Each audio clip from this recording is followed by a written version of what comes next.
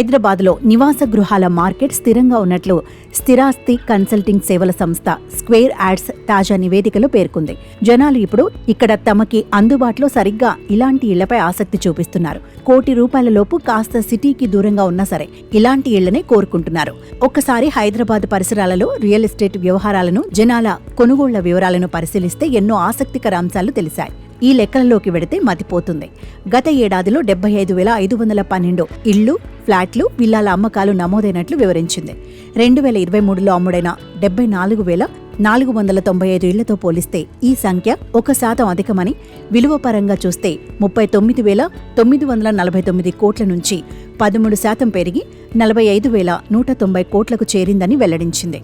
గత ఏడాది అమ్ముడైన ఇళ్లు, ఫ్లాట్ల సగటు విలువ 60 లక్షలు. హైడ్రా చర్యలను పరిగణలోకి తీసుకున్న కొనుగోలుదారులు తాము ఎంచుకున్న ఇంటికి సంబంధించిన అన్ని వివరాలను సమగ్రంగా పరిశీలించి వాస్తవాలు నిర్ధారించుకున్నాకే తుది నిర్ణయానికి వస్తున్నందున కొనుగోళ్లు, అమ్మకాలు కొంత నెమ్మదించాయి. 2024 అక్టోబర్-డిసెంబర్ త్రైమాసికంలో ఇళ్ల అమ్మకాలు 18% తగ్గేందుకు ఇదే ప్రధాన కారణం. కొనుగోలుదారులు 1000 నుంచి 1,500 చదరపు అడుగుల విస్తీర్ణం, 50 లక్షల నుంచి కోటి మధ్య అమ్మకం విలువగల ఇళ్లు, ఫ్లాట్ల కొనుగోలుకు అధికంగా మొగ్గు చూపుతున్నారు. ఇతర ప్రాంతాలతో పోల్చితే పశ్చిమ హైదరాబాద్లో ఇళ్ల ధరలు అధికంగా ఉంటున్నాయి. క్రయ విక్రయాలు ఈ ప్రాంతంలోనే ఎక్కువగా ఉంటున్నాయి.